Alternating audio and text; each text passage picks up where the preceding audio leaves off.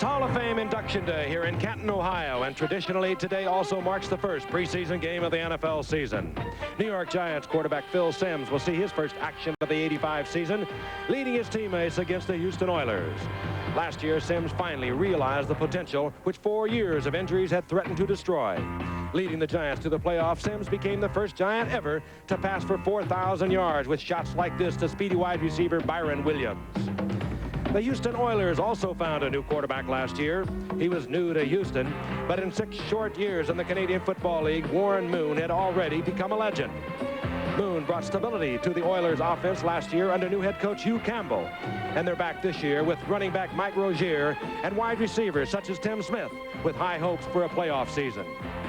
Rozier, the great running back from Nebraska, helped shatter pro football's economic structure when he joined the USFL. After a disappointing year at Pittsburgh, Rozier found it once again at Jacksonville this past season. His strength, power, and speed carried him to a 1,300-yard season. But the USFL does not have the likes of the Giants' Lawrence Taylor. Many say he's not only the game's greatest linebacker of all time, but the finest all-around pro football player in the game today. Lawrence Taylor and Mike Rozier should get acquainted today in the annual Hall of Fame football game from Canton, Ohio. And you'll see it here on ABC's Wide World of Sports.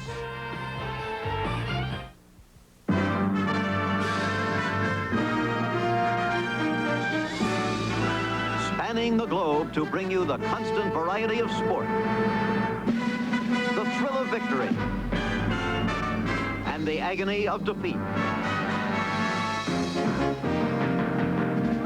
The human drama of athletic competition. This is ABC's Wide World of Sports. Brought to you by L.A. from Anheuser-Busch, a great tasting premium beer with half the alcohol of our regular beer. Sometimes it's the perfect thing to say.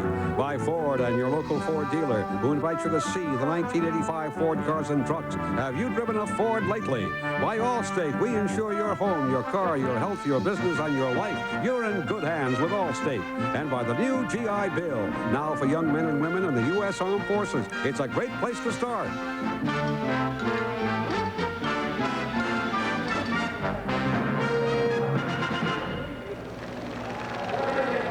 Fawcett Stadium in Canton, Ohio, on this, the 23rd annual Hall of Fame football game between the New York Giants and the Houston Oilers. The Giants meeting the Oilers, the Giants coming off a playoff season in which they went to the playoffs, beat the Rams, and lost ultimately to the Super Bowl champion 49ers. And the Houston Oilers were a 13-3 season, but they won 3 of their games. They won those 3 games in the final 6 games of the season. So they are looking ahead, particularly behind quarterback Warren Moon. But the game, quite frankly, is a little incidental to what went on earlier in the day, what's transpired during the course of the week. This is Hall of Fame week here in Canton, Ohio. Earlier this morning, some 500,000 people watched the parade as the enshrinees were brought to the Hall of Fame, which is just adjacent to this, the Fawcett Field, where the game is annually played. 5 inductees, and what a class it is. Some of the great names of the world of professional football. And there were the movie moments that we always have on Hall of Fame Day. We'll see a little bit of that at halftime. But right now, let's meet the 5 new enshrinees. Number 1, Pete Rozelle, became commissioner at the age of 33 in 1960. Has guided the league through all kinds of problems, litigations, player unrest, strikes. He entered the Hall of Fame today. And Frank Gatzke joined a host of Cleveland Browns in the Hall of Fame. Perhaps not as famous as the Lou Grosses, the Otto Grahams, but Frank Gatzke was the center for the champion Cleveland Browns through the 50s. And this man, Roger Staubach, it was 5 years after he left Navy before he put on a Cowboy uniform, 2 more years before he became the starter. He went on to lead the Cowboys to 2 Super Bowl titles, but his trademark was winning the big game in the closing seconds. He did it over and over. And here is one, my colleague in the booth, that we'll never forget. Heisman Award winner, 1968, the University of Southern California. He made it all look so easy. Remember 1973, in a 14-game season, 2,003 yards. Such grace, such style. O.J. Simpson, the culmination of a great career today, the Hall of Fame. And Joe Namath. He was a celebrity when he arrived in New York in 1965 because he had signed, remember, that famous $400,000 contract? And, of course, he gave the American Football League that instant credibility when he said, before Super Bowl III, I guarantee we'll beat the Baltimore Colts. And they did. 16-7. Right after that, the merger came about. And here they are, my two colleagues for Monday Night Football this year in the booth. And fellas, I stood up on that platform in 1977, and I thought I was so cool, I was so calm. I've been on network television. This is not going to get me. Wow, it really grabbed me. And Joe, let me talk to you first. It got you one time when you mentioned Bear Bryant. Yes, it sure did, Frank. Actually, there were so many warm, emotional moments this whole week and the last few days. But whenever I started talking about Coach Bryant, well, a lot of us miss him. He was a great man and a great friend, and we loved him. And, you know, he's up there in that football heaven right now. And, well, what can I say? We miss him. We're going to see part of your speech at halftime, as we will OJ's too. But I know you started to think back of all the people that are responsible for Joe Namath. And it goes back so far, and it's hard in just in one speech, one short period of time, to touch on all the people that have meant so much to you. Oh, it really is, Frank. First of all, it does start at home with the family. And my entire family was here from Beaver Falls, Pennsylvania. Well, most of Beaver County was up here. My family, the coaches that I've worked with, my high school coach introduced me at the induction ceremonies. And a lot of folks ask me, why a high school coach? Well, you know, when a boy is 15, 16, 17 years old, he needs some good, positive direction. And this man influenced me in the proper way, in the right direction, and I respect him and love him for that. Your teammates, there were a lot of them here. Oh, man, you know, I realize that old Joe didn't get into this Hall of Fame on his own. It's a team game, and it's a great tool to use to teach children, by the way, about life. Life's a team game. Well, the guys that I played ball with at Alabama and Beaver Falls High School and with the New York Jets. Winston Hill was here, by the way, representing the team, along with many of the other Jet personnel from the office. Well, those guys are sharing this day with me. That's what it's all about. A team game, still a team on, and a team thrill. And, of course, OJ touched on his teammates. He talked about the electric company. But, OJ, you handled it so well. But was it pumping and the butterflies in there when you were up there accepting? Well, you know, it's a week of reflection, and you reminisce. You think about all the people who have contributed to your career to end up, you know, to have you end up here at the Hall of Fame. And you think about your players and your coaches, but then you forget someone. You forget maybe the most important person in your life. And in my case, it was my mother. You know, and I got pretty choked up thinking about all the things that she's done for me over the years, and I just know I wouldn't be here if it wasn't for her support and her love. I think the other thing that got to me, Joe, was the fact that you come here, you know, and I've spent my whole life, you know, seeing guys like Gale Sayers and Dick Butkus and Ray Nitschke and Deacon Jones, and all of a sudden you're in a room and all these guys are there. They're talking about football, and, you know, somehow I just didn't believe that I was a part of this group. You know, you say, hey, these guys are history, and do I belong here? Exactly right. We looked at those guys when we were growing up, right?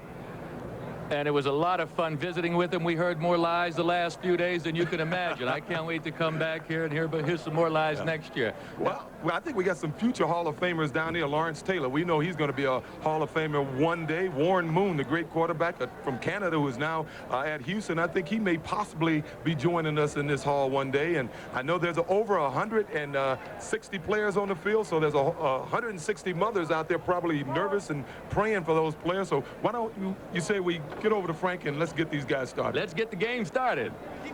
And speaking for all of us here at ABC, we'd like to welcome Joe Namath to the booth. He just thinks he took a lot of heat playing football. He in the seat up here. Offensive possession. And here is Phil Simms. We spoke of him earlier. First Giant to pass for over 4,000 yards a year ago, but he was durable last year. The previous 4 years, he had suffered from injuries. People were beginning to wonder if the #1 draft pick 8 years ago was the kind of football player that George Young said he would be. And last year, he really erased all doubt. He had a tremendous year. There's the offensive line. Rob Carpenter is a single setback for the Giants, number 26. Play action by Simms, looking downfield, gets the pressure, gets away from it, and gets the ball to Morris. Joe Morris down the sidelines, and he's up close to midfield as he stays in bounds for a Giant first down. And Phil Simms made it all possible. It was Jesse Baker, the defensive end, number 75, who pressured Simms. Simms was able to get away from it and get the ball off. I tell you, Frank, this Simms looks like he's picking up just where he ended off last year. He had the healthy season and had a terrific season, and I like his style. He's strong, calm under pressure, and he can throw that rock. Big too, Joe. I know in commenting on a run-through game we had the other day, you said over and over, you like everything about the young man. Running game, they're going to win against the big, better teams in this league. They must run outside. Second down, and they have marked it near the 17, so it'll be second down at 7. Jeff Rutledge back again. Bingo. Fires into the end zone is complete to Joe Morris. Touchdown, Giants. And Rutledge completes a pair of big ones and puts the Giants on the scoreboard. An 18-yard touchdown pass, Jeff Rutledge. Tell you, Joe Morris came on real strongly last year. He came on real strong, running the ball as well as catching the ball. And I guess he's trying to tell the Giants they don't need George Adams, that they've had that outside runner and that receiver out of the backfield all along. For a guy his height, that was one beautiful catch. He's been doing amazing things all of his career. At Syracuse, he broke the records, all the records that remained from some pretty good backs. I'm talking about Jimmy Brown, Floyd Little, Larry Zonka. He's little, but there's a lot of him. Ali Haji Sheikh for the conversion, and the Giants take the lead 7-3 in the closing seconds of the first quarter here in Canton, Ohio. And sparked by Jeff Rutledge. Good shot to Byron Williams, and then the touchdown shot. Here it is, Joe Morris, who gets 5'7" way up in the air. He stretches for it all the way. He does have some good hands. You know, the reason he was open that time is the free safety went across the field and helped on the inside with the tight end, and the two linebackers simply didn't get deep enough to stay up with Morrison. Morris. Giants set to kick off. Regular yardage, long yardage, and short yardage. Short yardage is the workout like this on the 1-foot yard line that no one likes in practice, and I'm sure the coaches will be paying attention to who's the tough guys now. First down, goal to go. You saw the measurement. Warren Moon over the top. And no, he doesn't get it. And you don't want the tough guy to be your quarterback. I'll ask you a straight out question. What did you guys think of training camp? I know what you thought of it, Joe. You were always late. Oh, I loved it. Yeah, you're right. I love training camp, actually. I enjoyed practicing football all the time, but I didn't like playing 6 exhibition games, and that's what we did most of my career. We played 6. I always felt like 4 was the right number. These two teams, of course, are playing 5, but 4 games in exhibition season is about the right number. Were you ever hold out, O.J.? I don't recall. I missed an entire preseason once and showed up for a Monday night game. Yeah, and showed off, as I recall. Came in, played a little bit, had an exceptional night. Made it look like spring training was a farce. They hold Moon short again. Coach Hugh Campbell can't be happy with this now. How would you work on this to begin with? Now, You're working as a scrimmage here. You know, quarterback sneak doesn't need a whole lot of work. Now, you don't want to go the whole season believing you don't have a fullback that can get you that half a yard. Now, they went down the field on the previous drive, and they bogged down on about the 1 or 2 yard line, and it appears as if they may bog down here. Well, they got Mike Rozier in there. Great numbers out of Nebraska. Here's Jacksonville. Rozier. Well, maybe Campbell knows something we don't know. And it'll be 4th down now, and goal to go, and the Giants defense is getting a little excited. They're a proud unit, I can tell you that for sure. Well, I hope they go for it here. The crowd's behind them. They want to see a touchdown, and I know the Houston Oilers do not want to be turned back 4 straight downs. Well, you saw Rozier going those, big Harry Carson and Lawrence Taylor. Those are 2 guys you don't want to meet on the goal line. 2 Pro Bowlers, and they stop. Rozier short. 4th down, goal to go. Crowd is getting into this. Somebody went offside. And he didn't make it. No, and he doesn't make it. They had a 1st down, goal to go at the 1 yard line. 2 quarterback sneaks. Rozier, Woolfolk, and they were held short. Tell you, it's training camp. It is a meaningless game other than personal pride, but that makes a defensive unit feel awfully good. That makes it feel really good. Oh, boy. Good camera work on Harry Carson. About this. Harry, I saw in the hotel yesterday. I was surprised that he's as tall as he is. I always thought he was a kind of a short guy, but he is 6'2" and change. Bill Parcells has 11. He came up as a defensive coordinator. That's still his first love. We'll be back. His collegiate career at Penn State, transferred to West Virginia, and had over 4,000 yards passing and 24 touchdowns. And this is the coverage that made Hostetler come out of the pocket. Yeah, well, he looks like he's open, but actually free safety crushed underneath him. He wasn't open at the time Hostetler looked for him. Intended for Byron Williams. Hey! Williams comes down with it in the arms of Steve Brown. He doesn't get into the end zone, but a well-thrown timing pass from Hostetler to Byron Williams. We see a lot more of that, Joe, now than when you were playing. We sure do. Here you see Byron Williams making a great catch. Now, Brown there he is. He's looking for the ball. And see, he didn't get called for a foul there that time either. That was close to a foul. This year in the NFL, if a defender does put his hand on him like this, he doesn't get called.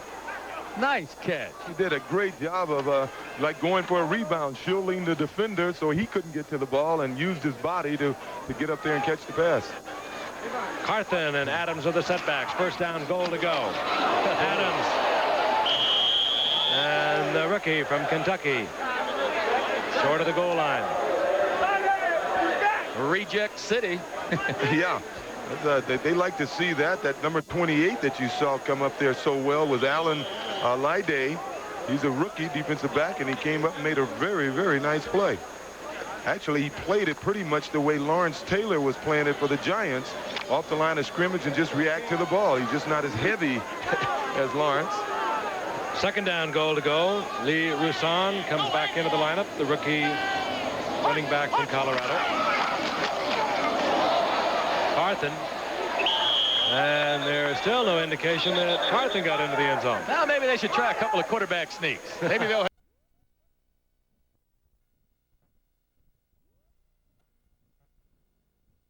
end zone, a run-pass option. Well, it's always easier to get the defensive team ready than the offensive team, and I'm sure both defensive coaches are happy with their goal line defenses today. The two Mooses are in there, Adams and Carthen. Adams, this time Adams, a rookie, gets in. His first professional football touchdown. The #1 draft pick from Kentucky, George Adams. Instead of running a run-pass option, you might take it right over the top again for the touchdown. Keep doing what you haven't been doing. Well, you know those offensive linemen, once they get turned back a couple of times, they get mighty angry at themselves, at one another, and they want another chance to try and get it in the end zone from that close. They don't like the trick plays. They want to blow it straight at them. So Mark Harmon for the conversion for the Giants. Mark Harmon, a rookie from Stanford. And the Giants have moved out to a 14-6 lead. And this youngster, George Adams, may be on the way to a long and successful career with the Giants. We have Oliver Luck in the game. In his 4th year out of West Virginia. Interesting young man. Was a Rhodes Scholar candidate. Academic All-American. Had a great career. Last year he played in 4 games for the Oilers. 22 of 36. 1 interception and a couple of touchdowns. So he'll get a look-see today. Oliver Luck. And Luck goes down, fumbles the football. Lost the football momentarily. Still no indication. George Martin, who just came to camp with the Giants after holding out for a short while, was in there defensively. The Giants get it. Oliver Luck lost it, rolling out, and not a very good way to start, is it, Joe? No, and I wish, well, heck, it was a good defensive play. It wasn't Oliver's fault here. I think it just might have slipped out of his hand. No, it was George Martin. Yep. Who got a hand in there and knocked it loose. Well, George said he's been working out on his own, so he's ready to go. There he is. He just came into camp a few days ago. And he has been a real mainstay of this Giants defense for 11 years now. He's a fired-up type of guy, and he's really inside the 4-yard line.